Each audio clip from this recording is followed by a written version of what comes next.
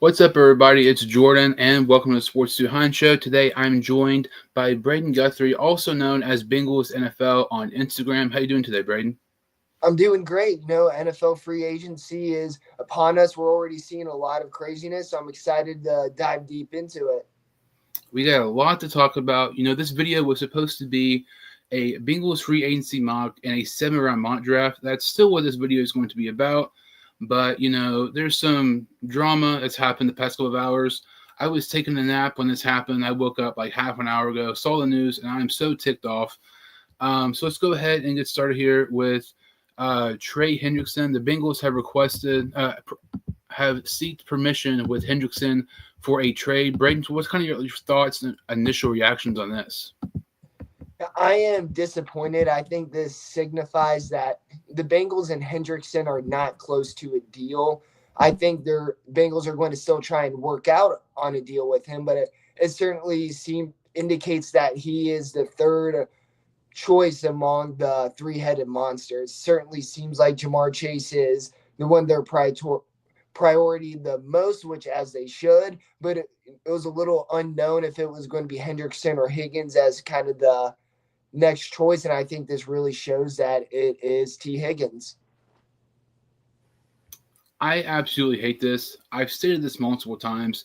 Trey Hendrickson is my favorite current Bengal player, and I get a lot of hate for this on Twitter. I'm not really that big of a fan of T. Higgins. I think he's good, but his amount of injuries and his amount of drops are something that just, for whatever reason, isn't really talked about a lot. Obviously, we saw Higgins probably have his best season this past season, but he still missed some games, and I feel like something you have to consider when it's going pretty much a debate whether it's going to be T. Higgins or Trey Hendrickson you're going to extend along with Jamar Chase. And when you look at Trey Hendrickson, he had 17 and a half sacks this season for the Bengals, and this Bengals defense absolutely sucked. Like, this is one of the worst defenses in a long time for the Bengals, and we had just an average defense. We didn't need a good defense, not a great defense, just average. We go into the playoffs with absolute ease. And now when you're looking at the fact that you're letting Hendrickson seek a trade, this makes this defense suck to the point where now it's absolutely arguably the worst defense potentially in the league, because Hendrickson was the heart and soul of this defense. Without him, we were absolutely nothing this past season. And I think, when you watch NFL Network and you see ESPN and you hear all of these people say, oh, the Bengals are so cheap. They don't care about their players. They don't like paying players. They're not going to pay Higgins. They're not going to pay Chase. They're not going to trade Hendrickson. They're just not going to pay anybody. They're a team that is a small market team and tends to not give a big contracts to players. We've heard that constantly ever since, the Bengals regular season ended. This is all pretty much we've been talking about, is the extensions with Hendrickson, T. Higgins, and Jamar Chase. And, you would think of your Cincinnati and the Brown family and the Blackburn family, you would hear those remarks by ESPN and NFL Network, and that would kind of tick you off, and that would kind of want you to pay Hendrickson, Chase, and Higgins. But instead, you're pretty much doing exactly what they said. I mean, you're looking like a complete fool. You're looking like a complete idiot by the fact that after everything Hendrickson has done for this franchise the past couple of years, I mean, he led the NFL in sacks, 17 and a half. He had 17 the year before. There's 17 games in the regular season, so he's averaging over a sack a game these last 2 years. And when you have a guy who leads the league in sacks, and you're letting him seek permission for a trade, and it looks like you're not going to extend him, that sets not only does that send a terrible message to Hendrickson, every single player on the Bengals roster, that sends a terrible message to every single freaking player in the National Football League. Because if you're a player, who's decent, maybe not great, but good, and if you're looking at the Bengals, they can maybe be contenders. Maybe I'll sign with them.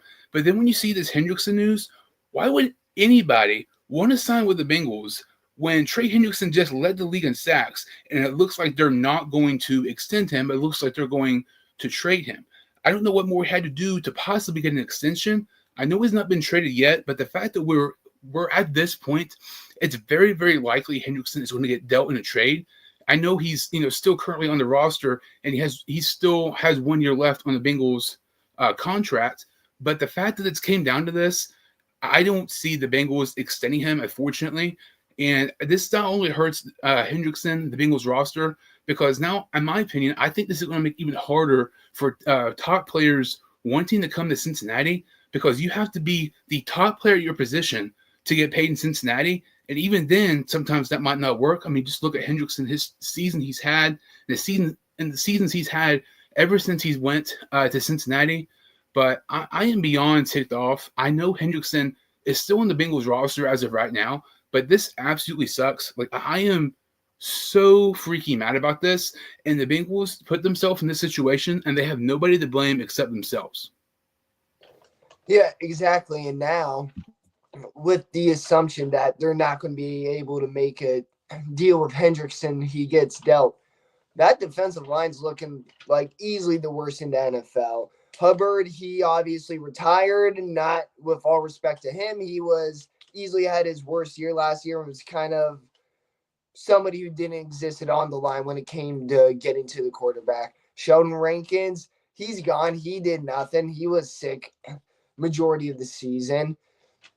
Miles Murphy has been nothing but a disappointment ever since coming into the league. Who would have thought that the person who didn't produce in college hasn't produced in the NFL? Crazy, am I right? That's weird, because I swear, me and you said that Miles Murphy was going to be not going to be nearly as good as people thought, and everybody called us crazy. We were the only people saying that Miles Murphy was going to be a bust, not nearly as good as people thought. But continue. Yeah, I mean, it's crazy. We've seen year after year that it's very challenging to have better stats to outproduce what you did in college into the NFL. I mean, even Joe Burrow, he's not throwing up the numbers he did his final season at LSU, but it would be unrealistic if he did that in the NFL. But point being, what you've seen in college is probably the best you're going to see. And yeah, Murphy, while he did have some explosion, he did have some pass rush win rates. He was never able to put it together in college. He was never able to put it together in the NFL. I guess never say never. He still has time, but he has not produced too much. And we look at Al Gordon, it certainly seems like he favors more of the lighter, more explosive type defensive end, something that they should have done a few years ago when they drafted Murphy over Nolan Smith. And I truly think now this is just kind of having fun with it. But if we had Al Gordon during that time, I think we would take Smith over Murphy. So that's something that's promising in my mind. But yeah, we just have nobody on this defensive line, and you have the best defensive end in the NFL. And then you look at the Browns, who has Myles Garrett, who's essentially refusing to continue to play with the Browns. Like, this is a golden opportunity to not just keep one of your best players, but make a statement to your rival team in the AFC North. Give a little, we keep our players, take care of them. You don't. You have the second pick in the draft because you suck. But now both the Bengals and Browns are looking like a laughing stock in the NFL, something that was very common in the 2010s. And this is just a domino effect, because when you look at, okay, Hendrickson gets traded, or maybe he just plays in this year and then he leaves. So he's gone. This defense already sucks. Miles Murphy, when we drafted him, basically what you're saying, hyped him up so much. He has potential to be the Hendrickson replacement. I'm just going to go ahead and say it. That's not going to happen. I could be wrong, but the 2 years we've seen him, he hasn't done jack squat. Over 300 snaps this past year, and he did not have a single sack. Nolan Smith had more sacks in the postseason this year than Murphy's had his entire career. And, we're exactly back in a situation where we were just a couple of years ago. When we drafted Miles Murphy, it was, this is our guy. He's going to be our top edge, hopefully for the next 5 to 10 years and everything. Now, if you lose Hendrickson, you have to draft the edge around one, pretty much. Like, you are so SOL, it's not even funny. You put yourself in such a terrible position. Whether you mentioned, with Hubbard retiring, Joseph Asai is a free agent who actually, had a decent year, had more sacks this season than he had in his whole career up to this point. So you're looking at a Pierce, From Tennessee, and Mike Green at 17. I'm not going to lie, I'm so biased at that pick, it's not even funny. But, as much as I would like to see Mike Green or James Pierce come to the Bengals at 17, it's also one of those points in situations where you can't fixate on one position, and you can't allow your team to pretty much desperately need one position at 17, because when you're looking at some of these guys like Will Johnson, if he drops to 17 or something like that, a guy who really should not be there. I mean, like, you want to get best player available, but edge already sucks. If you don't take the top edge at 17, your defensive line group is going to be even worse. It just puts it in a horrible situation. I don't know why we're in this situation. Like, it sucks so bad. Like, it's so frustrating. If the Blackburn family and the Brown family just use common sense, we wouldn't be in this mess. And whatever happens, from this situation, they can only blame themselves. And Cincinnati needs to stop letting other teams reset the market value for players. Max Crosby's extension the other day, I think, has a decent part of this Hendrickson situation. Crosby got paid a little bit more than what we were thinking. And with Trey Hendrickson leading the league in sacks this past year, he's definitely can use that as leverage to winning more money in his contract. This just makes me so mad. Like, I want Hendrickson to stay more than T. Higgins. I want Hendrickson to stay so bad. He's my favorite Bengal player, and the fact that he's pretty much gone just absolutely infuriates me. Yeah, and it should have been make every Bengals fan pissed off. You're absolutely right. We've seen them time after time. They make the move after another team makes the move first. They should have signed Jamar Chase last offseason or last year right before the season, but instead they let other receivers get signed. Now they're going to have to pay him more money. We're looking at $40 million or more. Now they're going to pay, well, they should be paying Trey Hendrickson probably more than they at first want, but like you said, they weren't able to set the market. Crosby got signed, and now they have to make up to that. That's on the Bengals for not getting a deal done. It's the Bengals keep putting themselves in the situation. They're in the passenger seat while they do have the car keys. It's a backup pair because they refuse to drive. They refuse to be the one to, frankly, step up and make a statement. When you're looking at this Bengals offseason, there's some free agency targets that would make some sense for Cincinnati. And honestly, when you look, with, the Bengals talking about all the news and updates and everything, we haven't really talked much about potential free agent targets. Pretty much the whole dynamic and the whole discussion this whole offseason has been primarily around Chase, Higgins, and Hendrickson. And I know it's early. It looks like we're going to screw up the Hendrickson situation. Who knows? We might screw up Chase and T. Higgins as well.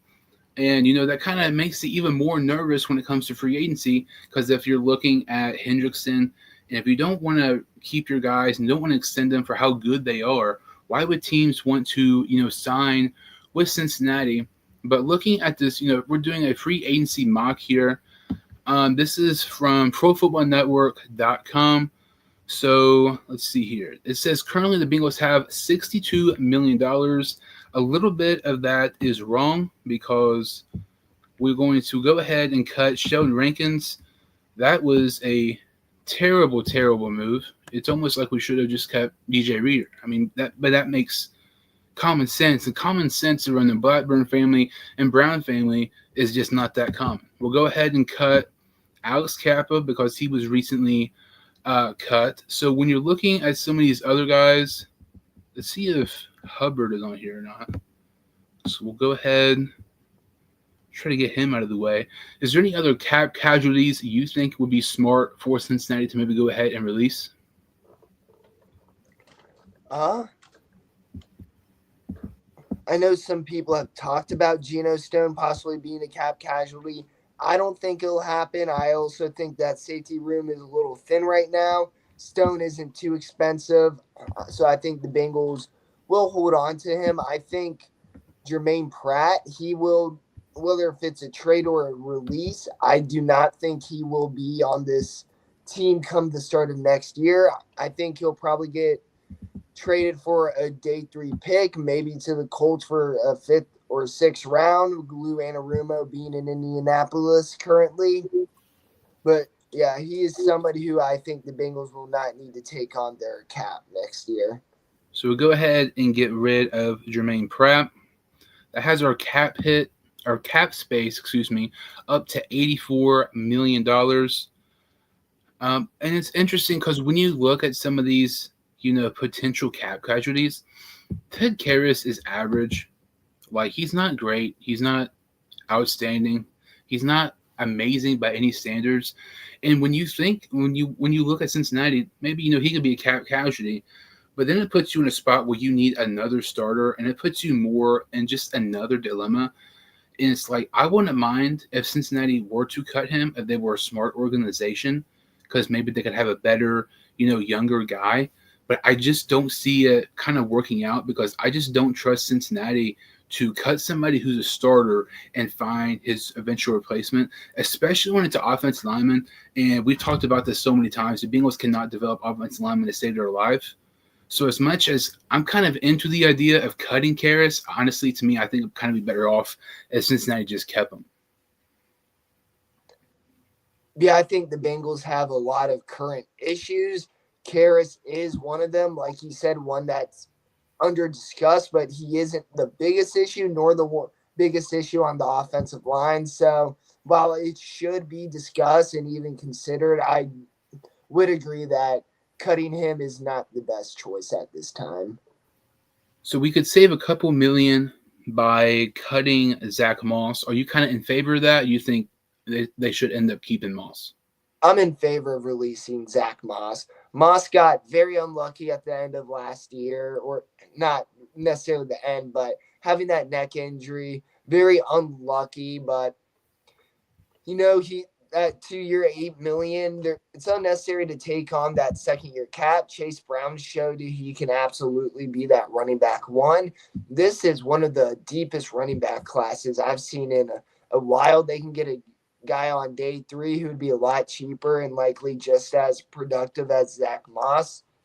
So while the Bengals may not save the bank on a move like that, I do think releasing Zach Moss would be beneficial to the team. So we end up releasing Zach Moss, and we have about $88 million in cap space. So we'll go ahead and hit continue here. Let's see. So here's some of the Bengals free agents, and there's not any really star player that's a free agent, but when you look at the fact that we've already lost starters who might not have had good seasons, is the fact that you have potential to lose more starters. So Akeem Davis-Gaither, B.J. Hill, some of the more, notable ones, Cam Sample, Jay Tufili, Joseph Osai, Gesicki, Mike Hilton. Higgins is on here, but we already tagged him, so we'll go ahead and tag him. So that brings our, cap space down to $64 million. So are there anybody, if you're Cincinnati, you're interested in extending? I think the one that pops out immediately is Mike Gesicki. While he may not be making the money, Jamar Chase or T. Higgins, whatever he ends up making in whatever team, Joe Burrow has made it clear he wants to keep Gesicki. I think the Bengals should keep Gesicki. While he may not be the best tight end in the world, he helped the offense last year. He's somebody who is not going to be too expensive. He clearly has a great relationship with the players, and he's somebody who, while, like I said, he's not going to change the game, he can get it done. He can get done what you ask. So I think that's somebody who the Bengals will re-sign. When I look at Gesicki, I'm looking at like a 2 for 12, something like that. Is that kind of what you're thinking here? I was thinking 2 years, 14 million. So maybe let's meet in the middle right there. 2-year contract worth 6.5.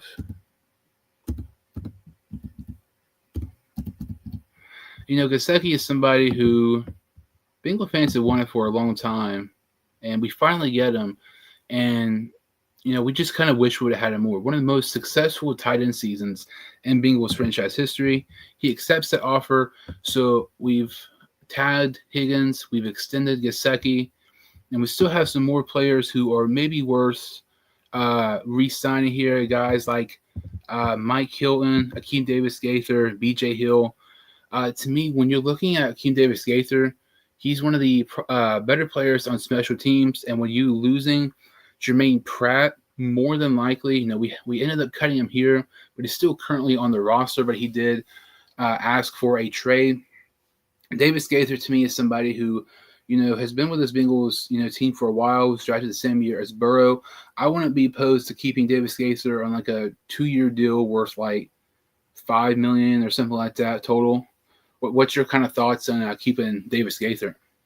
Yeah, I absolutely want to keep him for the exact reasons you said, with the loss of Jermaine Pratt and also the special teams. We know how Darren Simmons values players who can play on special teams. We've seen him use linebackers consistently. We've seen him use Akeem Davis-Gaither consistently. And like you said, he won't be too expensive. I think that $5 million a year is a good spot for him. Or excuse me, that 2-year $5 million is a good spot for him. So he ends up accepting that deal.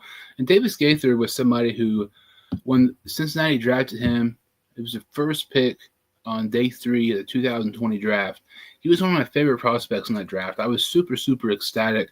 We ended up drafting him. He's really, really good in special teams and really good against the run. So we extended Gesicki, Davis-Gaither, tagged Higgins. When you're looking at B.J. Hill, to me, when you lose Rankins, which, he really didn't – we're not really losing him because he didn't do crap for us really this year. He started 7 games and had 1 sack. When you lose Hubbard, you lose Rankins, you could possibly lose Hendrickson, and the fact you have a chance to lose B.J. Hill, you're losing your 4 starting offensive linemen potentially. I feel like you're almost pressured and forced to re-sign B.J. Hill. I'm looking at like a 2 for, let's say, 15, 12, kind of around that range. What are your kind of thoughts on Hill? Yeah, I'm at a crossroads on B.J. Hill because, yeah, there's the depth issue. They're getting to the point where they have literally nobody on that defensive line, and they have to avoid that. Walking into free agency with that situation, that's something they want to avoid. But Hill had such a down year, but going for $6 million a year, I could justify. I would be curious if he would accept a 1-year deal, being more as a bridge player instead of somebody who the Bengals can commit to. And if they have a Sheldon Rankins situation, they can throw him away. I hate to say it like that, especially all he's done, but like you said, Hendrickson was essentially the only player on that defensive line. We learned about Sheldon Rankins in overpaying. So he's somebody who I think the Bengals should keep, but they need to be careful how they structure that contract. So we'll do a 1-year contract worth $5 million. He rejects it. We'll bump it up to just slightly over 6. And it's not that Hill, kind of what you're saying, it's not that Hill was that great. He had a down year, but you're just kind of pressured into keeping him because we are running out of options. He ends up rejecting that deal. I did 1 year for 6.5. You think it's worth it at that point, or just go ahead and let him walk? I think we can try bumping it up to 2 years, because if the Bengals do make this move, I highly doubt they're going to give a lot of money up front, and it will be one where it's truly a cap hit, to where if they decide they need to cut him year 2, they won't be facing any or very limited dead cap. So if they structure a contract like that, I could justify doing a multi-year contract, and also wouldn't even be ticked off if that's the way they structured it. He ends up rejecting that deal. He's getting ridiculous. Now I understand why the Bengals don't pay players. It's this difficult to sign players. But so 6.5 for 2 years, 85% guaranteed. He rejects it. You think just let him walk at that point? I say let's maybe try bumping it up another 500,000, but after that, if he still doesn't sign, then we may have to move on from him and go heavy in free agency. $7 million for 2 years. $7 million per year for 2 years. He rejects it.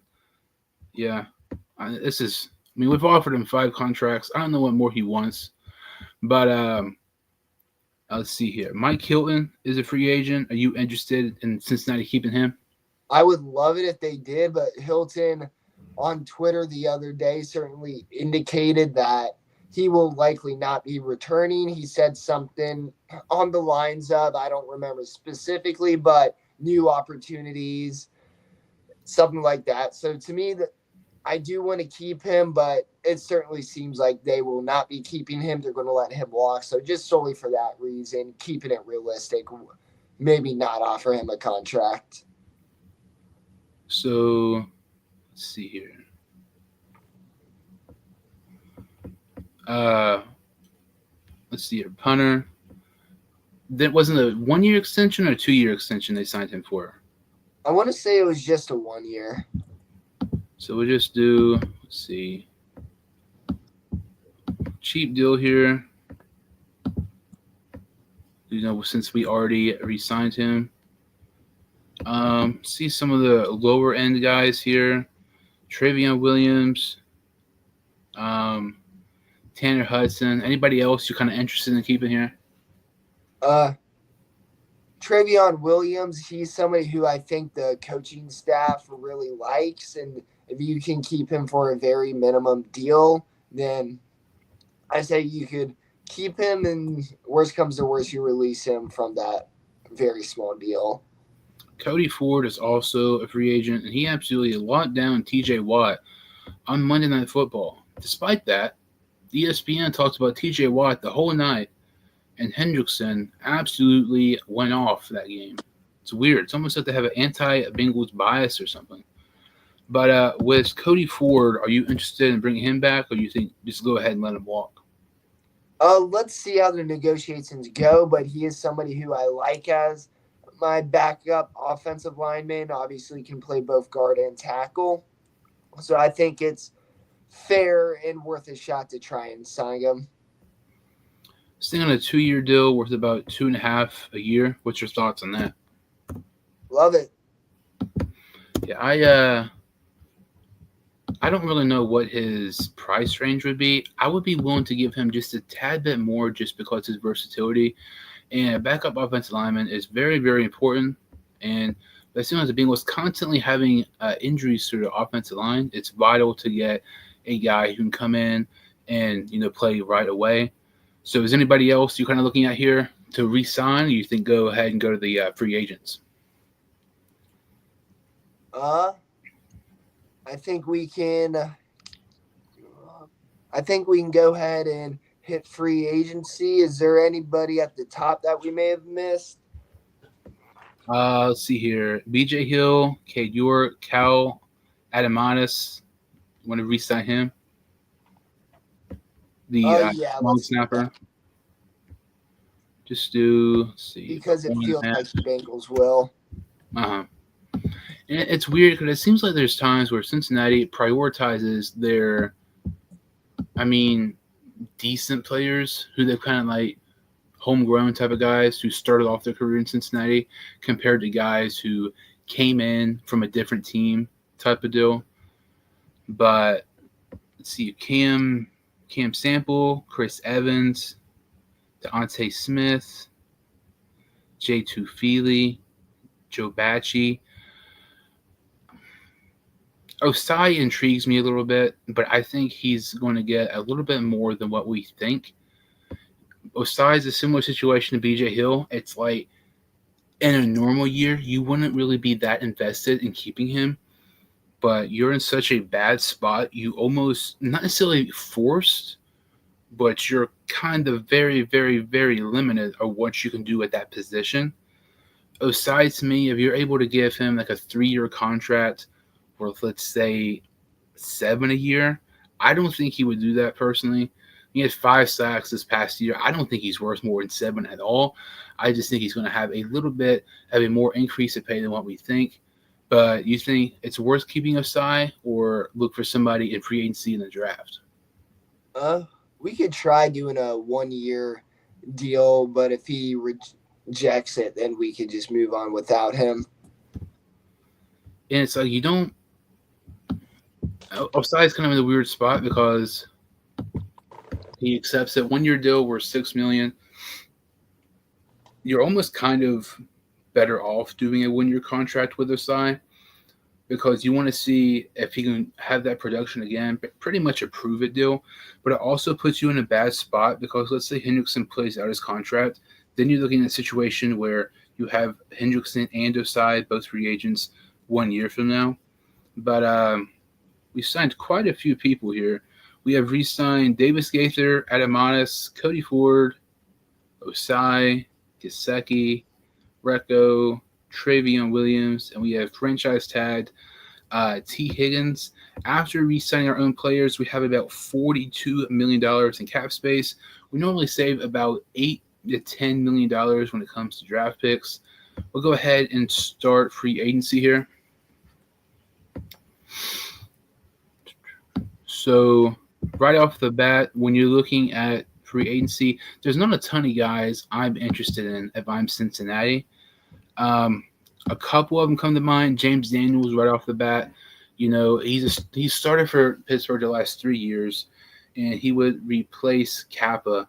And not only are you getting a significant upgrade compared to Alex Kappa, you know, James Daniels had a 92.9 PFF grade, one of the highest grades of any guard this season. So you're improving your offensive line.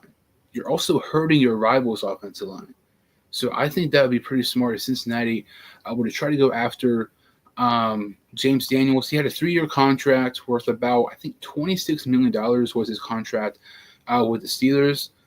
To me, I think you pretty much just copy and paste that for the most part. If we did a 3-year for 25, he might do that. Or I would say that's probably going to be around his price range. You're looking at maybe an 8 to 9 a year. 3 for 25 for James Daniels. What's your thoughts on that? I would do that all day. All right, let's see here. So 3, we do about a little over 8 a year.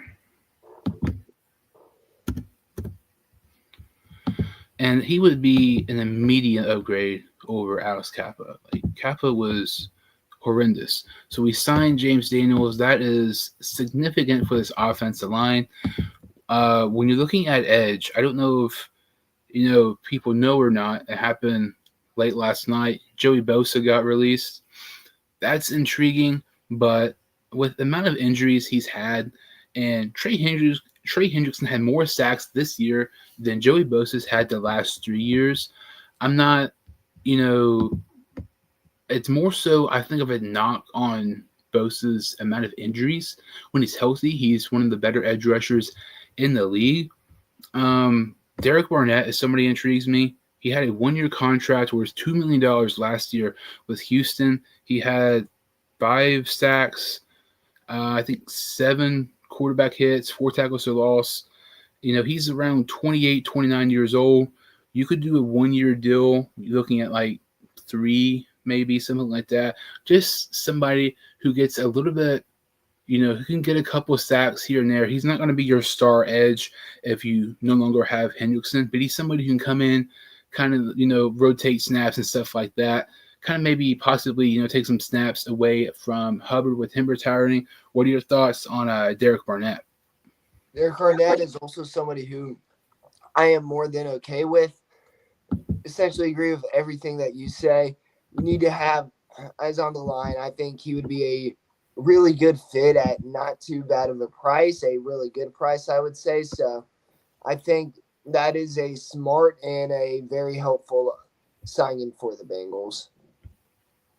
So he rejects that deal. It was 1 year worth $3 million, 90% guaranteed. I'm more interested in the 1-year deal, but I wouldn't mind doing a 2-year deal worth like 4 4 or 5. I would say 5's the max I would go. What are your thoughts on that?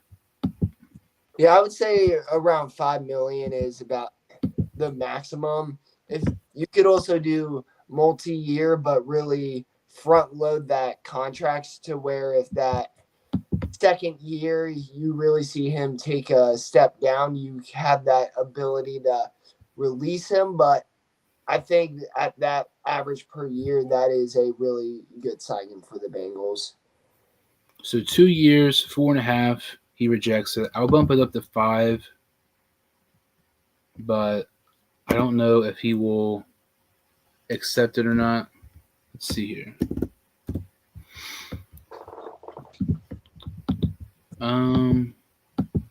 He rejects it again. You think try to get somebody else, or I did 5 million. To me, I don't really think he's worth more than 5 million, considering what we need. And I know we need edge, but I think when you're looking at a guy who had 5 sacks last year to giving him, 5, we did re-sign Osai, so we're not kind of as screwed as we were if we didn't. Yeah, we learned last year the hard way with Sheldon Rankins about missing out on people and then trying to overpay a player.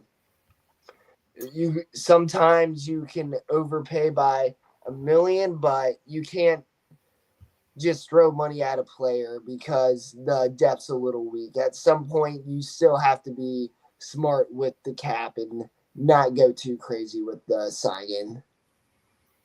So we signed James Daniels. I did a video, I think yesterday or the day before, is 5 free agent targets. I had James Daniels, Will Hernandez, but Hernandez wouldn't really sign him now because it wouldn't make sense because since we've already signed Daniels. I had Derek Burnett. I posted this yesterday. I don't even remember who I talked about. It's my mind is terrible after Cena turning heel and Hendrickson getting a trade. This is just not a good week. My mind's all jacked up. But it's ridiculous. But anybody else you looking at potential free agent targets for Cincinnati? With their current situation, I do not think they're going to be targeting too many people in free agency. So I think where they're sitting at right now is just about what we'll see. I think a lot of their signings will come through re-signings and guys like Mike Gesicki and such. So there's just, I think if they want a player who can make a huge difference, that is going to cost them a lot of money, and I think that is money they are not willing to spend. So I think having those smaller contracts is more the route they're going to go. So we'll go ahead and complete free agency here. And let's see. We still have a lot of cap space left, and the rollover would be nice, rolling over to next year. But when you, it's not showing us who we re-signed, but we tagged Higgins because he was already tagged. We re-signed, Trey Hendrickson. No, excuse me. Travion Williams, Mike Gesicki. We signed James Daniels to a 3-year contract worth $25 million. We re-signed Cody Ford, re-signed Joseph Asai, re-signed Akeem Davis-Gaither. Really, this is when you're looking at potential realistic moves for Cincinnati. I would maybe replace Will Hernandez with James Daniels, maybe more so on the realistic end, because Daniels is one of the higher guards. He might get paid a little bit more than what we think. This is pretty much going to be exactly what will happen, in my opinion, because kind of what you're saying, they're going to prioritize their own guys, but clearly they don't prioritize their guys too much because we would have already seen an extension with Hendrickson, Higgins, or Chase, but that's besides the point. They're not going to go crazy signing outside free agents. We've seen them sign guys outside free agents, these last couple of years like Rankins to some of these other guys. But when you look at it like Rankins, who didn't pan out, the Bengals don't often spend money on outside free agents, and you see a guy like Rankins who is a complete bust, and maybe maybe they reconsider giving a lot of money to outside free agents, something they're not used to doing, and then when it doesn't work out, maybe that's why we don't do it often. But we signed James Daniels. He was pretty much the only outside free agent guy we signed here, but overall, I think that was pretty realistic. I don't know how much more realistic you can go from that. Any other guys who you think are possible free agent targets? Maybe we didn't sign, or maybe guys we didn't re-sign, but you think there's a possibility we could. I think not necessarily one person, but a position they may be looking at that could be under discussed is cornerback. Their corner room is just such in a weird situation. Obviously, Cam Taylor-Britt, last season, he showed a lot of promise and was frankly a good starter. Then this most recent season, it just self-exploded. Dax Hill, DJ Turner, they really started to improve and show just not starting ability, but people who could potentially be game changers. They have some injury situations. So there's a lot of unknown and frankly unreliability at that position. So I could see them at least looking at a corner, but with the corner free agency class and just what the cost may be, I think they probably will not. And as we know, they really value their players. So I think they like where the corner room is. They'll justify it as, well, it's good when it's not hurt, which is a terrible justification, but we've seen it before. So I think they'll keep their corners, won't sign somebody, but I would not be surprised if we get the report from Paul Dane or Ian Rappaport or whoever saying, oh, the Bengals are taking a look at corner, whatever. I could definitely see that happening. Kind of what you're saying. The expectation for Cam Taylor Britt was he was going to have a big year. After that crazy interception against the Chiefs, it just seemed like it was a downward slope for him this year. And with Hilton possibly, looks like he's going to be leaving. Corner is definitely something they should look at, in the draft. So we're going to be doing a 7-round mock draft from Pro Football Network. When you're looking at potential guys for Cincinnati, there's a lot of players who are very intriguing. It just kind of depends on who's going to drop, who falls, everything like that. Depends what they do when it comes to free agency guys they retain and stuff like that. So Pro Football Network, they have the 17th pick. Jalon Walker, Matthew Golden, James Pierce, Nick Emenwari, the safety from South Carolina, who had a terrific combine. Campbell, the linebacker from Alabama. Let's see here. Xavier Watts, Mike Green, some of these, top guys. Ibuka from Ohio State. The Bengals had a 17th pick. Who are you looking at here for the 17th pick? Based on the players available, I'm going to sound really cliche, but Mike Green and James Pierce are probably the two prospects and edges I am considering the most right here. And what really makes me press, not necessarily pause, but gives me a little concern, and I think the reason why they won't go a little higher is those character concerns. Obviously, we are not as informed of Green. Sexual assault allegations, emphasis on allegations. James Pierce, he apparently has a lot of anger issues. So you go into how serious are those? Is the Mike Green thing not quite true? Is he truly not this player that some people are trying to make him out to be? Is James Pierce, is his anger issues overstated? Does he sometimes just yell the F bomb and he gets a little mad while losing? He has a minute moment, then after that, it's over. So definitely some things to look at. But I think but at the same time, they are where they are. Mike Green is where he is. He's about to be drafted in the first round. James Pierce, same way, he's about to be drafted in the first round. So I believe that there are character concerns. The fact that they made it this far shows it could perhaps be it can be contained as long as they're not Jermaine Burton going to the casino. So yeah, Mike Green and James Pierce, they're the two guys I'm considering most, and that probably won't change until there is a report telling me that I should be concerned and essentially not want them. Well, you already know who I'm going to take. Me too. It's pretty obvious. Not often do you get a chance to take a Marshall player in the first round.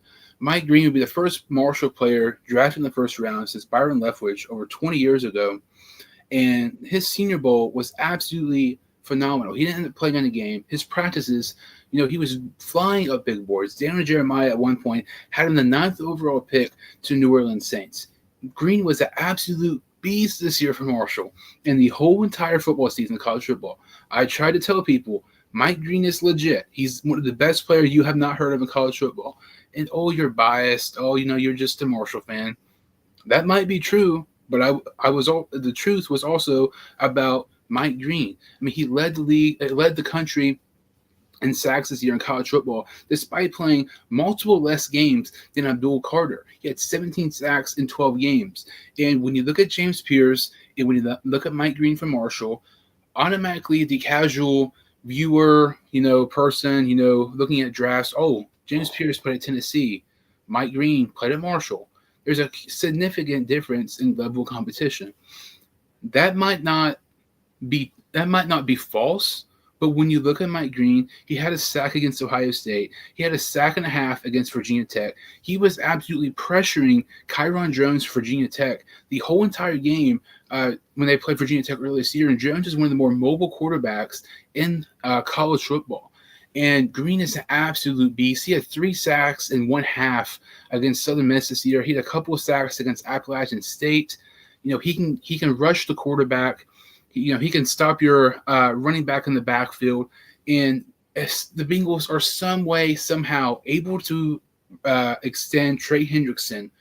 You're looking at Trey Hendrickson, who led the NFL in sacks with 17.5. Mike Green just led college football with 17 sacks.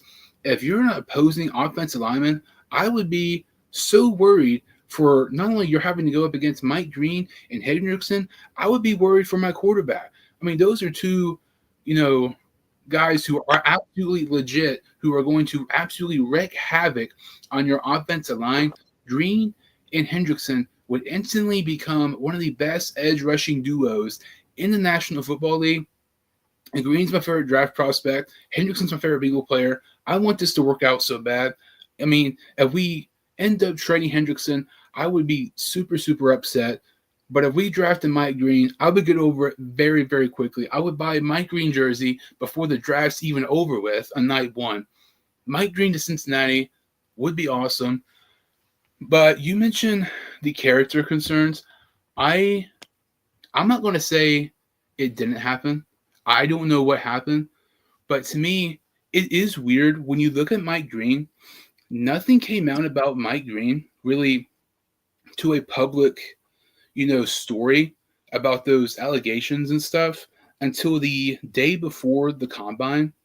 And it's super, super weird because here, you only hear good things about Mike Green. You've never once heard any bad story or stuff like that. You hear how he's one of the most likable players at Marshall, very well spoken, very good, during interviews and stuff like that. To me, living in Huntington, Mike Green's been here 2 years.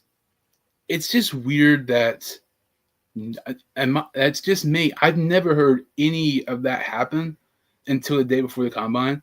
I'm not saying it didn't happen. I just think the timing is kind of weird. I'm not defending it. I just think if it did happen, people around Huntington kind of want to heard about it. But I would still take him at 17. But those character issues to me are interesting. And I just think it's kind of weird it didn't come out the day before the combine. Yeah, I think we've seen so many situations that have taught us over and over again is to not make assumptions. Don't try and determine what happened before all the facts are out. This is a situation where I think we're just going to have to wait and see, which that probably won't be very fun for Mike Green, but it's important to not make assumptions. That has literally ruined people's lives before, ruined their careers. So, like I said, until I am given a reason to believe he has committed some sort of crime, I would be comfortable taking him at 17. I'm not really going to include Burrow in this because everybody knew we were going to get Burrow. If we drafted Mike Green, it would be the most happy I've ever been with the Bengals drafting somebody. So if Mike Green's at 17, you know good and well we're not going to take Mike Green, and he's going to go to the freaking Ravens or Steelers. That's just how it is. I mean, see what the Ravens and Steelers always take the players that Cincinnati's interested in, or players I want the Bengals to draft. But we take Mike Green at 17, a phenomenal pick. Let's see here. Round 2, Jack Sawyer's available. We're not going to take him. Assumingly, we're not going to take Sawyer. More than likely, with us taking Mike Green at round 1. Let's see here. In defense, even if we didn't take Mike Green round 1, I would have a lot of questions taking Sawyer where we are at in round 2. Don't get me wrong. As an Ohio State fan, I loved what he did in the playoffs. The sack on Ewers, the return it for a touchdown, that was awesome. But I think taking him where we are at in round 2 would be a bit of a reach. I wouldn't hate the idea if we traded back in the second round. If we didn't take Green in round 1, I think if you have a chance to get Nick Immenwari, the safety from South Carolina, in the first round, and if you traded back in the second round, got an extra draft capital, and you got Sawyer, I think that would be pretty good. But to double down on edge, when you have multiple other team needs, I think it's kind of risky. But yeah, I think that's kind of a reach right there. Derek Harmon, the defensive tackle from Oregon, top player available on defense. Trey Amos, the corner from Ole Miss. Looking at some offensive players, to me, there's nobody really stands out that much. Trey Harris, the wide receiver from Ole Miss. Isaiah Bond is interesting. If he traded kind of similar to Sawyer, we traded back, I'll be more inclined to do it. He said he was going to run a 4.1 or 4.2. He ran a 4.4 with his injuries. I just don't want to take a chance at another potential John Ross situation. Anybody kind of you're looking at here in round 2? I think I'm still looking at the defensive line here. I'm looking more in the interior. I think when we're looking at a board like this, when a defensive tackle is projected at least as the top player available, that is hard to pass up, especially regardless if you get BJ Hill signed or not. I think they need to take a defensive lineman, an interior one, in this draft, especially if they don't sign anybody in free agency. This is another example of them sitting on their asses for too long, and now they don't have a solution at defensive tackle. But in this situation, it would really work out for them. So Derek Harmon, defensive tackle from Oregon, you think that's the right pick here? Yeah, I would take Carmen. I know we don't have the best history of taking somebody with the last name named Carmen in the second round, but I believe the Bengals are due for a good one. And I think something else, it seems like the second round especially, you always have to factor in the idea that Cincinnati possibly trading back in the second round. We've seen it multiple times with Joe Mixon, Drew Sample, Jackson Cartman. I think there's been another time or two, but it's something that's happened quite a few times. I know Mixon was with the Lewis era, but we've seen it a couple times in the Zach Taylor era. Let's see here, offense. Tez Johnson is available. Xavier Restrepo, I probably pronounced that name wrong. The guy from Miami. Shamar Turner, the defense tackle from A&M. Let's see here. Dorian Strong is somebody who intrigues me quite a bit at corner. I know we kind of mentioned corner something that's kind of an underrated need that hasn't really been talked about a ton. Strong had a down year this past year, but the year before, he was one of the best corners in the league. I did a video about him the other day. I can't remember his stats or the top of my head, but he was really, really good with Virginia Tech in the 2023 season. Heading into 2024, heading into the draft this year, heading into the college football season, Strong was projected as a possible first-round pick. There was lots of hype around him. He ended up having a down year. Now he's projected to be about a third-round pick. But if we're looking at corners, Strong's probably my go-to guy right there. Gunnar Helm, the tight end from Texas. Elijah Arroyo, the tight end from Miami. Let's see here.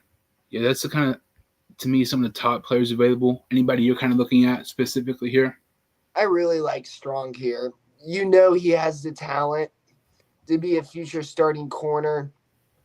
Obviously, like you said, when a player has a down year, that is a bit concerning, especially his final year of college. But you said the talent's there. I think with some good coaching and with Al Gordon coming in, there is a lot of potential for him to be a starting cornerback within a few years of the NFL. The Bengals have this type of draft so far. I mean, I would love it so much. We're looking at, I know we've only done 3 picks, but this is pretty good. Ricky White, the wide receiver from UNLV, he had a good year this past year, but the year before, he was one of the best wide receivers in college football. He was top 5 in receiving yards 2023, maybe even been higher. This is just off the top of my head. Tootin, the running back from Virginia Tech, he's really, really good. One of the fastest players. I think he was the fastest player at the combine. Marshall was not able to stop him at all, when they played Virginia Tech earlier this year. Let's see here. Defense, Jalen Reed, Jordan Hancock, Darius Alexander. I don't know how he's that far in here. I don't know much about him, but most of the mocks I've seen have him around 2 or 3. The fact that he's available at 118 is kind of insane. I want to take him, even though we've already took Harmon, the defensive tackle from Oregon, but I also kind of want to stay realistic here. Anybody you're kind of looking at here? No one in specific. This is starting to get to the NFL draft prospects where I'm not quite as informed on compared to the first few rounds. So what are your Alexander could be somebody I'm interested in. I always like a productive receiver. So I think there are a few good options here, but there's nobody in particular that I'm sticking my hand out for. Would you be for or against taking a running back here? We're at day 3. If it's the right running back, somebody best player available, this is where I start to justify taking running backs. I don't know why he's so low on PFN's big board and somebody else's big board, but he's decently high-ish on PFF. Marcus Yarns is not the 509th best player in this draft. That is a bunch of BS from Pro Football Network. When you're looking at Marcus Yarns, you're looking at potentially, I don't want to overreact, but pass catching ability wise, he is on Alvin Kamara or Christian McCaffrey's level. I'm thinking we're maybe looking at more of a Darian Sproles type of player. I did a video about Yarns the other day on Instagram. It blew up when there were only 5 players at the NFL Combine who were asked to work out at an alternate position. Yarns was one of those players. Some teams might be interested in switching Yarns to wide receiver. I posted that. I think I got 75,000 views on Instagram talking about the possibility of him switching to wide receiver. His receiving ability for a running back is freaking insane. So the last 2 years, Marcus Yarns has 41 receptions. 8 of those are touchdowns. So nearly 20% of his receptions the last 2 years 19.5% of his receptions the last 2 years have been touchdowns. He had a down year when it comes to running the ball and touchdowns. I think he had 8 rushing touchdowns this year. But the 2023 campaign, he had 15 rushing touchdowns. And Marcus Jones is here in round 4. And depending if we kind of draft like this, like how we have so far, we take edge, defensive tackle, and corner. I am all for taking Marcus Yarns here. I know it might not look like he's best player available on PFN's big board, but when you look at PFF's big board and mock drafts, they have him around that mid-third, mid-fourth range. We're drafting kind of early here in the 4th.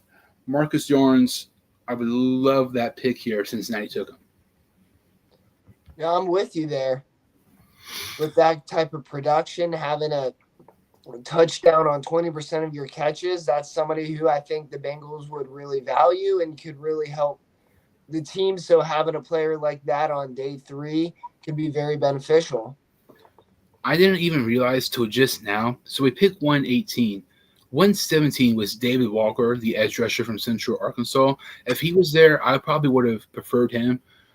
I know it sounds weird. I know more about small school players on day 3 this year than I probably know about day 1. I love finding that diamond in the rough player, love finding the hidden gems and drafts. David Walker is definitely somebody to watch out for. If he's there at 118, he's somebody you also have to consider. He won the Buck Buchanan Award this year, which is given to the FCS top defensive player. He had 8.5 sacks, over 15 tackles for loss. He is an absolute beast. In Central Arkansas, they have David Walker, but they also have running back Shanderick Powell, who was an absolute beast this year as well.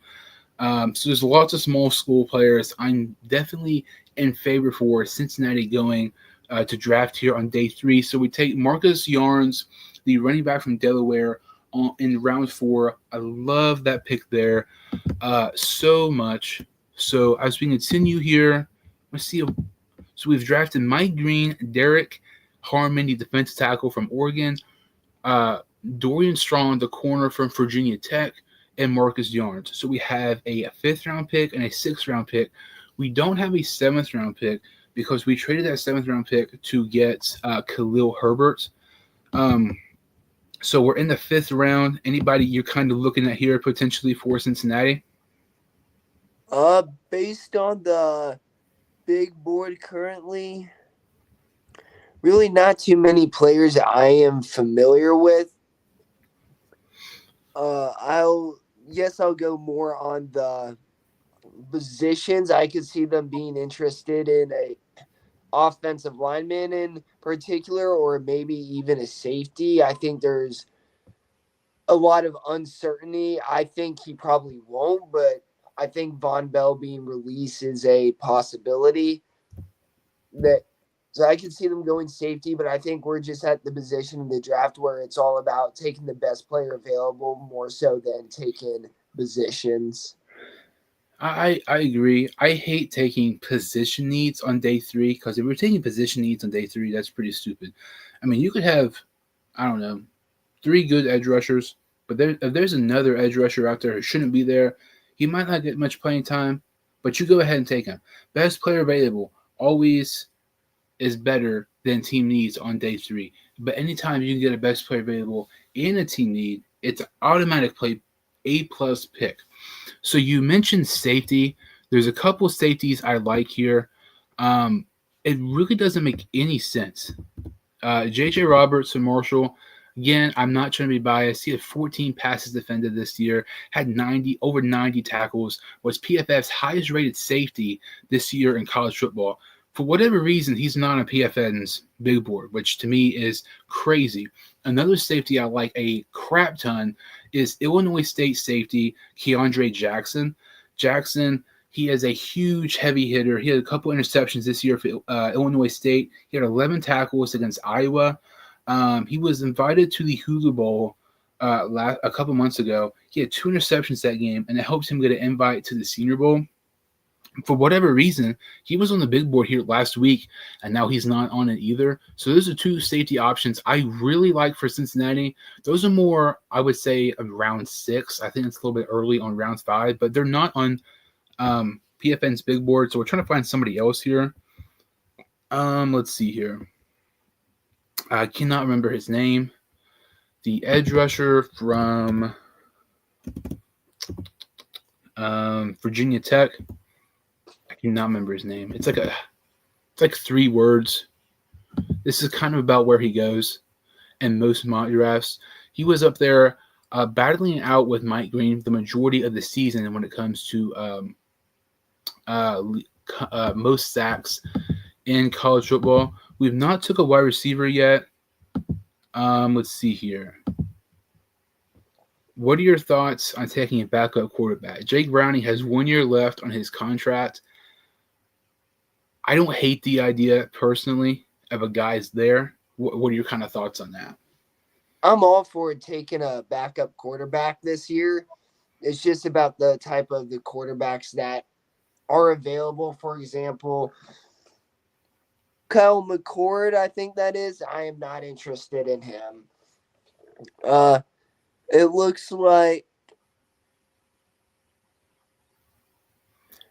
off the first look, I'm not seeing a quarterback that I love here. So I'm gonna try to zoom out some. Brady Cook, Cam Miller, Donovan Smith. I don't get how DJU is on here. That doesn't make any sense. That is crazy.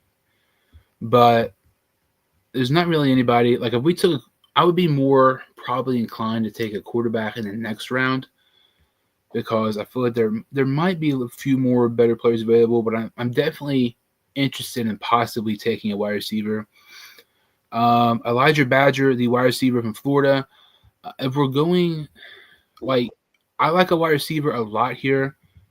Efton Chisholm from Eastern Washington. I've seen my drafts have him anywhere from the 5th round to the 7th round. He was absolutely amazing his last couple of years for Eastern Washington. And when you're looking, you're trying to find the next Puka Nacua. You're trying to find the next Cooper Kupp. And, Efton Chisholm, people, he played at Eastern Washington. He might not be that good. Cooper Kupp played at Eastern Washington. He was a Triple Crown winner a couple of years ago. And Efton Chisholm has to be the most consistent wide receiver in college football these last couple of years.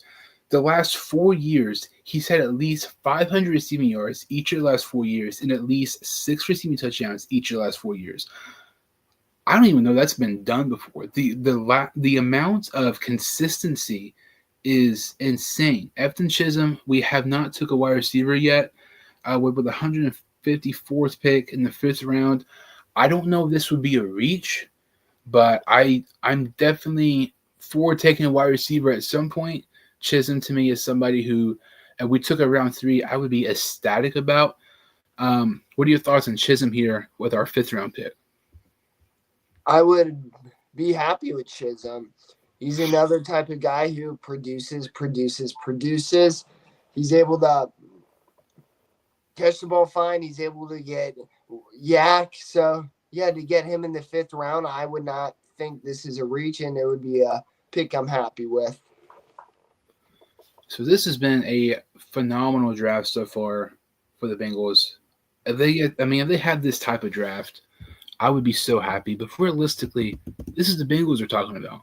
Ain't no freaking way they're going to draft like this. They're going to screw it up somehow.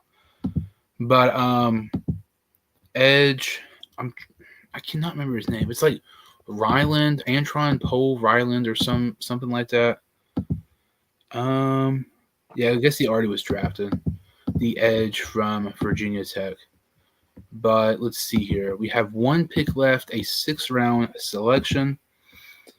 But if JJ Roberts or Keandre Jackson were on this big board, I would take either one of them in a heartbeat.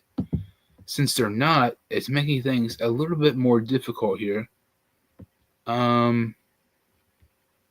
Something personally, when I do my drafts, I don't draft offensive linemen on day 3 when I do like mock draft simulators because we can't develop them in like the first couple rounds. I'm not even going to waste my time taking them in like the 3rd day 3 because we're not going to develop them properly.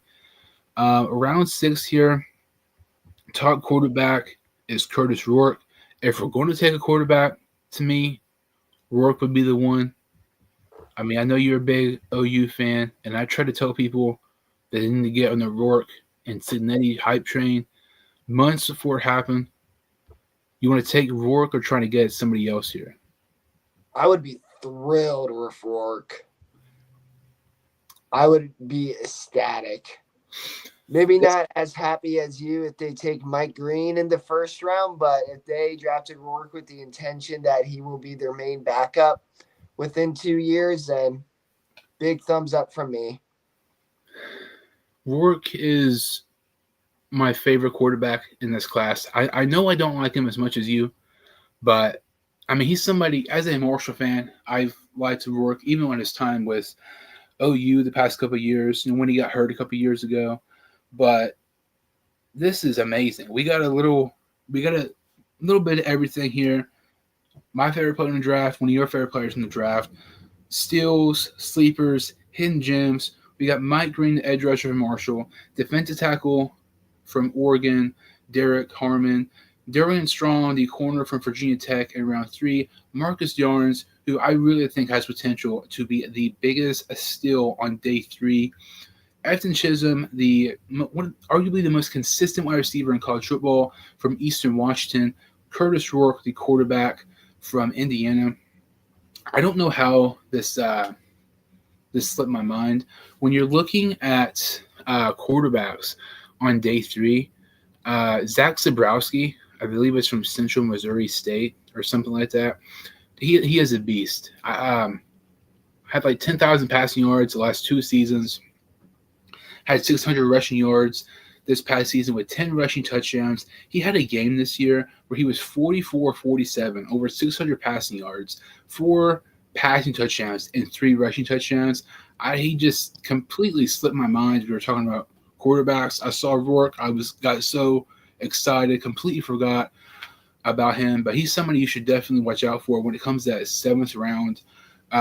6th, 7th round picks. He's definitely potentially one of the bigger sleepers in this year's draft, especially if your team is looking for a day 3 quarterback.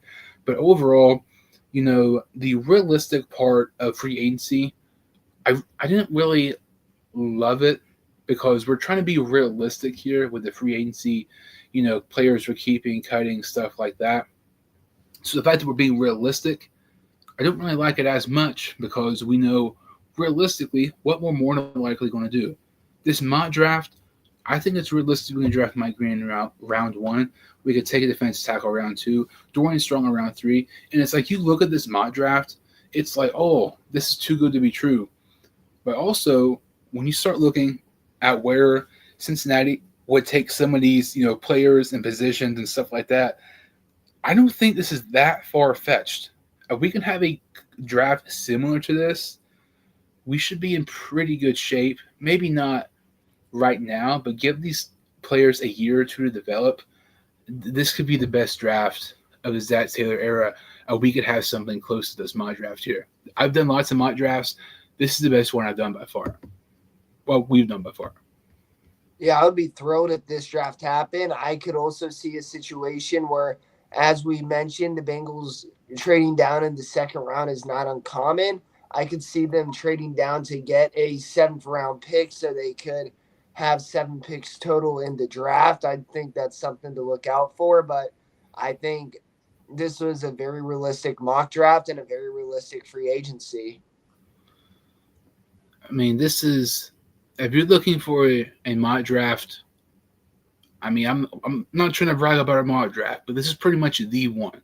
If you get something close to this is like phenomenal. We hit all the team needs, we hit all the best player available, and none of these players are reaches. I feel like, and they're all team needs, and they're all one of the best players available. Anytime you do that, it's an A+ pick. So we do talk about the Trey Hendrickson saga situation. We do a Bengals free agency mock. We also do a 7-round mock draft from Pro Football Network. Kind of that does it, for this video. So, Braeden, can you kind of tell some of the listeners going to follow you on social media? Yeah, absolutely. You can follow me on Instagram. That's where I post majority of my Bengals content. That is Bengals_NFL. You can also find me on YouTube there, although I do not post quite as much. Then where you'll also see me post quite a bit of Bengals content is Twitter or X. That is Bengals_action. And those are my main Bengals sources of, or my main social medias where I post about the Bengals. Definitely put the links in the description so people can check you out. You can follow me, the Sports Dude Hines Show, on Instagram, Dude Hines Show on Twitter. Twitter, I post Bengal stuff, and other times it's a bunch of random things. If you're new to my channel, I post lots of Bengals content. 90% of my live videos are Bengals videos. Then I'll post shorts about college football, the NFL draft, all of the stuff like that. But if you're new to my channel or you've seen what it's for, make sure to like this video and hit the subscribe button. I would really, really appreciate it. Thank you all so much for watching, and I will see you all next time on the Sports Dude Hines Show.